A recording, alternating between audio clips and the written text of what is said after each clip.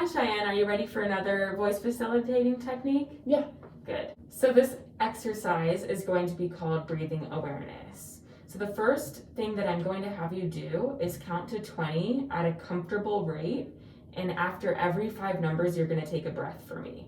So for example, it'd be 1, 2, 3, 4, 5, 6, 7, 8, just at a normal rate for me. Okay. So can I have you do that for me? Yeah.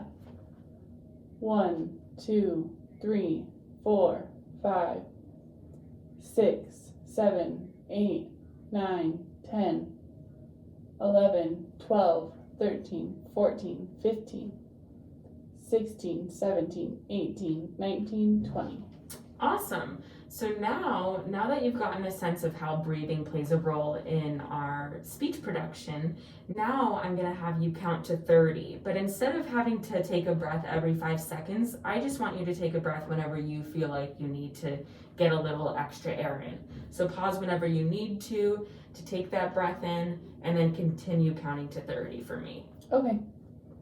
1, 2, 3, 4, 5, 6, 7, 8, 9, 10, 11, 12, 13, 14, 15, 16, 17, 18, 19, 20, 21, 22, 23, 24, 25, 26, 27, 28, 29, 30.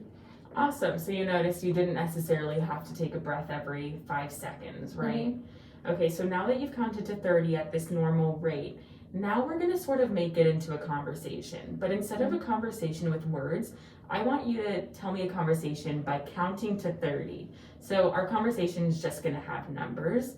And the difference with this and just counting to 30 normally is you're just going to add in that extra intonation of regular voicing. Okay. So for example, 1, 2, 3, 4, 5, 6, 7, 8, 9, 10, 11, 12, 13, 14, 15, and so on. Okay. 1, 2, 3, 4, 5, 6, 7, 8, 9, 10, 11, 12, 13, 14, 15, 16, 17, 18, 19, 20, 21, 22, 23, 24, 25, 26, 27, 28, 29, 30. So we're talking with numbers. And again, did you notice any difference in your breath? Yeah, I feel like adding the intonation, I had to take more breaths instead of just counting. And it wasn't necessarily every 5 seconds, was it? Yeah. Awesome. So now that we've practiced with numbers, now we're going to play sort of like I Spy, and we're just going to look around the room and we're going to just tell some simple phrases. So I see blank and blank, and then we'll work ourselves up to some more complex utterances, okay? Okay. All right. So I'll start and then you'll mimic, or you'll come up with your own, okay? Okay. So I see a timer and a face mask. I see a trash can and a door. I want a chair and a lollipop and hand sanitizer. I need a tissue and to turn on the light. Where would I get a pen? Excuse me. Where would I get a pencil? Where is the door? Where is the camera? Where is the light switch? Where is the window? Where is the timer? Where is the chair? Awesome. So the purpose of that is to show that as utterances get longer, we are going to use our breath support in different ways. Okay, so are you ready for the next activity? Yeah.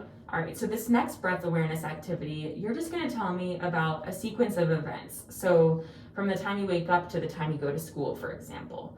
And I want you to tell me 6 things that you do every morning in order.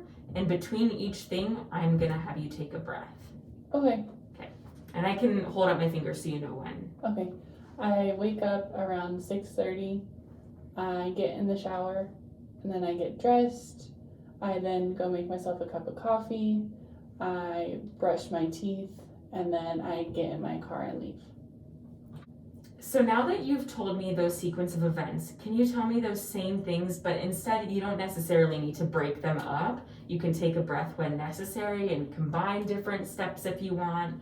Does that make sense? Mm-hmm. So you're making it more conversational rather than I do this,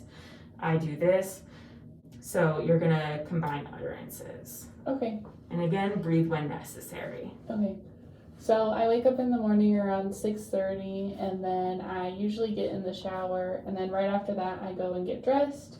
Then I make myself a cup of coffee and some breakfast, and then right before I leave I brush my teeth. Awesome.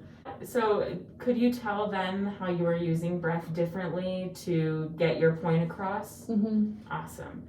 Okay, Cheyenne, so now that I've taken you through those different breathing awareness exercises, now I'm gonna have you tell me a monologue. So you're just gonna talk to me for a minute and breathe when you need to. It doesn't necessarily need to be after a specific amount of time, but it's just gonna show you how to use your breath awareness in a monologue setting. Okay? So, and I'll have the timer up so that you can see when you've hit a minute. Okay. Ready? So recently in July, I moved up here to Reno to start the grad school program here at UNR. So far, I really like living here. It's a different experience. I was in a big city before, and it's still a bigger city now, but it's a little bit smaller. I truly enjoy living in Reno. There's a lot of things to do outdoors, I've noticed, that I actually take the time out of my day in between school or work or whatever is going on. I take time to go outside and really enjoy the scenery around me. Overall, with grad school, I'm really enjoying it. I've met a lot of great people. I love our professors here. I love our clinic. It's been really exciting, and I'm really looking forward to what that's going to bring me in the future and how much more experience and knowledge I'll gain throughout this time. Thank you so much for telling me a little bit more about your graduate experiences so far. It's definitely been a change for me as well, and I appreciate you telling me about it. Did these exercises help you bring more breath awareness to your utterances? Yeah, I felt like I was a little bit more in control of my breath. Yes, exactly. Well, I'm glad that I was able to teach you these two techniques, and I hope you learned a lot. And I think these are strategies that we can use every day to minimize any damage we could do to our voices, and also just show us how to use our breath more effectively. Thank you. Of course.